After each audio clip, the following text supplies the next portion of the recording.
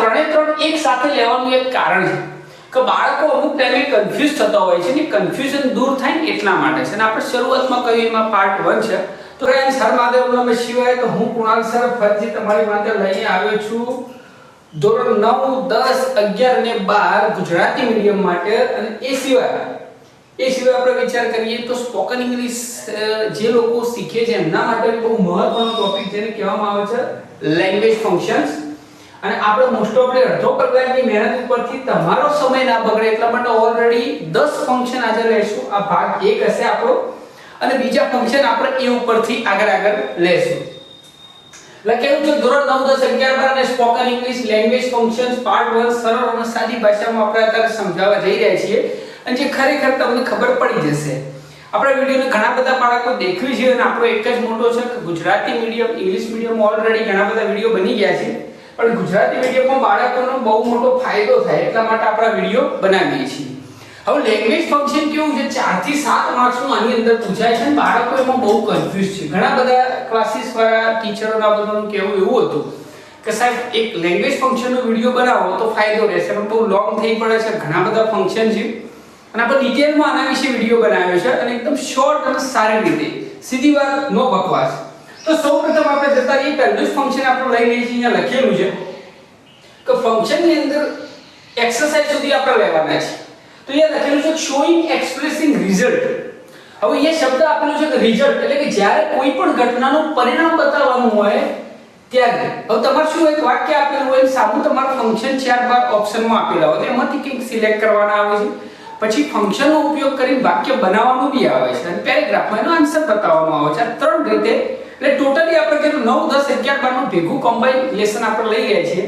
એટલે total informations આવી જશે તમારા પાર્ટ 1 થી મળીને આપણે 5 પાર્ટની અંદર આને ડિવાઇડ કરેલું છે તો 5 પાર્ટ કમ્પલસરી જોવાના તો અહીંયા એવું છે કે આપણે કીવર્ડ્સ પાકા કરીએ તો ઘણા બાળકોને કીવર્ડ્સ એટલા માટે શરૂઆતમાં ભાગ લીધો કે બોર ના થાય કીવર્ડ્સ પાકા કરી દેવાના તો સો therefore to ... to બરોબર enough to so that such that આ બધા કીવર્ડ છે કે આ બધા શબ્દો આવતા હોય આપણે સમજી લેવા કે આ ફંક્શન રિઝલ્ટ બતાવે છે he walks too slow to reach in time સમય પર પહોંચવા માટે ઘણું બધું ધીમું ચાલે છે આપણે કારણ બતાવ્યું સમયસર ક્યાં માટે નથી પહોંચી શકતો Maya will ill for many days so therefore બંનેનો તેથી she was hospitalized એટલા માટે હોસ્પિટલાઇઝ નું કારણ અહીંયા બતાવવામાં આવ્યું છે તો આ પહેલું ફંક્શન હતું આઈ થિંક વિડિયો છે એટલા માટે વારેઘડી રિપીટ નથી કરતા કારણ કે તમે બેકવર્ડ થઈને કરી શકો તમારું નેટ બી બચે તમારો સમય બી બચે નેક્સ્ટ ની અંદર આપણે જઈશું તો અહીંયા આપેલું talking about people or place think in relation two something આપણે કોઈ વસ્તુની વાત કરતા હોય કોઈના સંબંધની બાબતમાં તો એ બી અહીંયા આપેલું જ્યારે કોઈ વ્યક્તિ કોઈ સ્થળ કે વસ્તુને કોઈ ચોક્કસ બાબત સાથેના સંબંધ સાથે રજૂ કરવાનું હોય તો આ ફંક્શન વપરાય છે આ ફંક્શનનું નામ છે એના કીવર્ડ્સ અહીંયા એવા છે such as પછી the same as almost the same જેના અંગ્રેજી થોડું ઘણું ફાવે છે તમને ખબર છે કે આના મીનિંગ શું તો like ના જેવું alike unlike similar to different અને different from એક પ્રકારની કમ્પેરિઝન કહી શકાય પણ આખું તમે વિડિયો દેખશો એટલે તમને ખ્યાલ આવી જશે કે શું ડિફરન્ટ છે બધા જ ફંક્શન ભેગા તમે કરશો એક નોટ્સમાં એક પત્તા ઉપર જ્યારે આપણે પાર્ટ 5 ની અંદર બતાવશું એટલે તમને ઓટોમેટિક થઈ જશે our views are quite alike આપણો જે જોવાનો નજરિયો છે એ ખરેખર સરખો છે તો જો alike એટલા માટે આ ફંક્શન આવું વાક્ય આપ્યું સામું આ ફંક્શન આપણે સિલેક્ટ કરી દેવાનું આપણો માર્ક્સ આવી જાય he is such a man as you are told to me એ એવો માણસ જ છે કે જેવો તમે અમને કહ્યો હતો સરખામણી કરી છે પણ કે અલગ રીતે ડિગ્રીના ટાઈપમાં નથી Narendra મોદી's thinking is differ from Rahul Gandhi Narendra મોદીની વિચારસરણી રાહુલ ગાંધીથી કેવી છે ડિફરન્ટ છે તો આ હતું આપણું ટોકિંગ અબાઉટ પીપલ આગળ આપણે લઈ લઈએ આગળ આપણે બે સાથે લીધો છે એટલા માટે તમને ખબર પડે બે એટલા માટે બંને વચ્ચેનો ડિફરન્ટ બાળકોને બહુ ઓછો ખબર પડે છે પહેલું આપણે એક્સપ્રેસિંગ મેનર ઓફ એક્સપ્રેસ જ્યારે એક વ્યક્તિ બીજી વ્યક્તિની જેમ કાર્ય કરતી હોય કોઈ વ્યક્તિ બીજી વ્યક્તિની જેમ કાર્ય કરતી હોય તો તે રજૂ કરવા માટે આપણે બે શબ્દો કીવર્ડ્સ ઉપયોગ થાય as અને like તો અહીંયા લખ્યું he runs like a Mikha Singh નામ તો સુનાયું હોગા આપને તો એ એના જેવું દોડે છે એના જેવું જ દોડે છે એના જેવું સમજો I work as I am told હું જે કહું રાવડી રાઠોડ જૈસા બોલતા હું વૈસા કરતા હું તો હું જે કહું છું એવું જ કાર્ય હું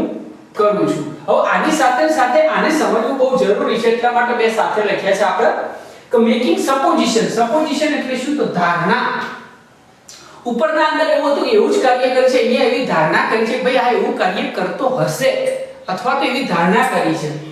તો અબાઉટ એન એક્શન, જ્યારે એક વ્યક્તિ અન્ય કોઈ વ્યક્તિની જેમ કાર્ય ક્રિયા કરે છે તેવી ધારણા રજૂ કરવાની હોય ત્યારે આ વપરાય છે ફંક્શન. દાખલા તરીકે એનું એક જ કીવર્ડ આપણને અહીંયા આપેલું છે સસ્તો અને સારો એઝ ઇફ. અહીંયા શું છે? એઝ અને લાઈક. અહીંયા એઝ ઇફ છે.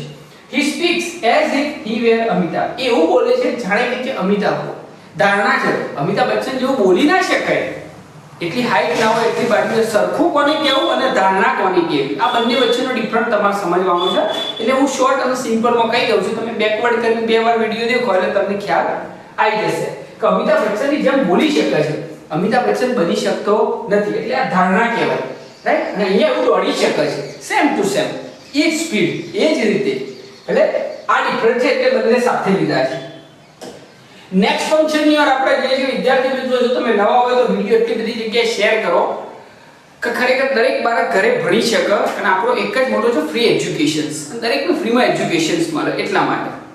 અહીંયા આપણું expressing showing condition in past, ભૂતકાળની અંદર અથવા તો વર્તમાનની અંદર કોઈ બી કાળ હોય આપણે લખેલું છે કે વર્તમાન કાળ અને ભવિષ્યકાળ બંનેમાં કોઈ બી શરત આવી શકે છે.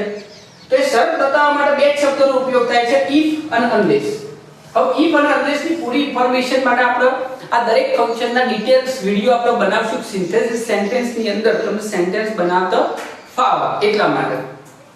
if you are select me, જો you select me, જો તમે મને સિલેક્ટ કરશો I will serve you. આ વર્તમાનમાં આપેલું છે, આશામાં છે ભવિષ્યમાં. આ if અને unless ની એક શરત છે જેના વિશે આપણે દીપમાં માહિતી નેક્સ્ટ પાર્ટની અંદર આપીશું, જેમાં ફંક્શન બહુ ડિટેલમાં આપણે ચર્ચા કરીએ ત્યારે એક એક ફંક્શન ઉપર પપોઝ ફંક્શન લઈને આપણે વિડિયો બનાવવાના છીએ. unless he had reached here, જો તે અહીંયા પહોંચી ગયા હોત તો I would have called you, હું તમને કોલ કરું. અને unless એ નેગેટિવ છે, એ અહીંયા પહોંચ્યા નથી. આ જો નહીં તો અને આ જો તો, આ બંનેના અર્થ આ થાય છે. આગળ આપણે જઈશું તો તમારા માટે એક બીજું ફંક્શન આપણે લઈને આવે છે અહીંયા બહુ સરસ મજાનું, comparing people, place and things. કોઈ બી લોકોની કઈની સરખામણી કરવાની હોય તો સરખામણી કેવી રીતના કરશો તમે? તો આપણે ડિગ્રીનો વિડિયો ઓલરેડી આપણે YouTube ચેનલ પર આખો મૂકેલો છે, એટલા માટે આનું કોઈ એક્ઝામ્પલ નથી લીધું. as, so as, very few, no other, etc. બધા શબ્દો આવ્યું છે તો એ વિડિયો મહેરબાની કરીને તમે જઈને જોઈ લો, કારણ કે do as directed ની અંદર આ બધાની અંદર એ વિડિયો કામ આવશે, એટલા માટે આપણે એનું એક્ઝામ્પલ મૂકેલું નથી.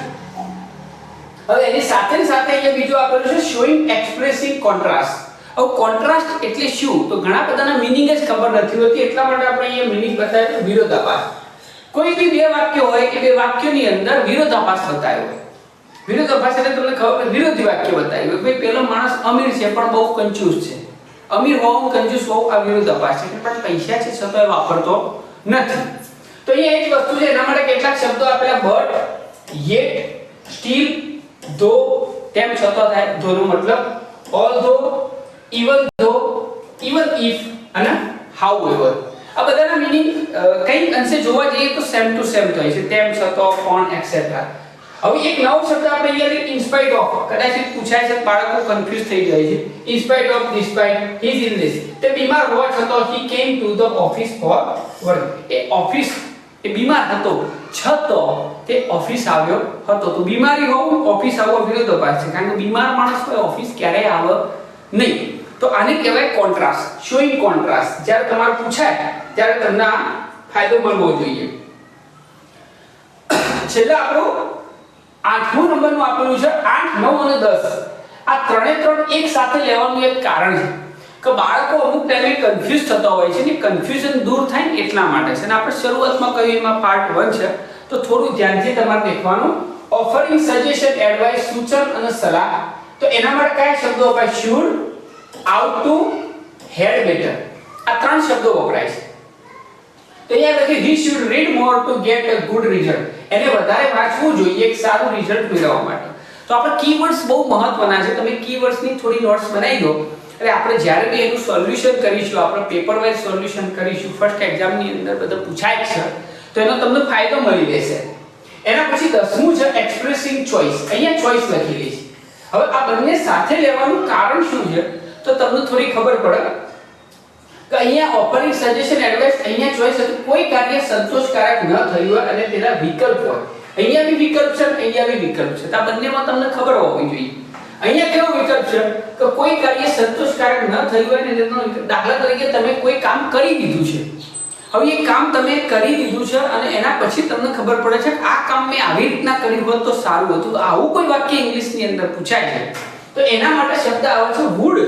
વુડ રેધર ધેન હવે will ની જગ્યાએ would એટલા માટે મૂકી છે કે આ ભૂતકાળમાં જ થઈ શકે છે કારણ કે એક કાર્ય આપણું પૂરું થઈ ગયું છે ને એની જગ્યાએ બીજો ઓપ્શન છે એટલા માટે અને ભવિષ્યની એક પેલી એ બતાવી છે I would rather than go by car with family I would rather than go by car with family કે ખરેખર હું ચાલતો ગયો એના કરતાં ખરેખર કાર લઈને ફેમિલી સાથે ગયો હોત તો મારા માટે સારું હોત હવે છેલ્લે આપણે છે એક્સપ્રેસિંગ અલ્ટરનેટિવ ચોઇસ હવે અહીંયા એક શબ્દ આપ્યો છે અલ્ટરનેટિવ ચોઇસ એટલે શું તો તમારી પાસે ઓલરેડી બે ઓપ્શન છે અને એમાંથી તમારે પસંદ કરવાના છે હવે કેવી રીતના તો અહીંયા આપેલું છે એક છે આઇધર ઓર નાઇધર ઓર આ બે શબ્દો તમને ખબર છે નેગેટિવ માં આવે છે નાશામાં આવે છે પોઝિટિવ માં આવે છે ફરી એકવાર હું કહી દઉં દરેક અમુક ફંક્શન ખબર ફંક્શન વિશે આપણે સ્પેશિયલ વિડિયો બનાવવાના છે ડિટેલ ફંક્શનની માહિતી સાથે પણ પહેલા કીવર્ડ સાથે બે પાર્ટમાં આપણા ફંક્શન જે 15 20 45 જેટલો છે એ આવી જાય એ આપણી કોશિશ રહેશે તો Amisha will choose either books or mobile Amisha પાસે બેમાંથી એક આઇધર એટલે બેમાંથી એક અને નાઇધર એટલે બેમાંથી એકય નહીં તો અમીશા કો તો ચોપડી લેશે કો તો શું લેશે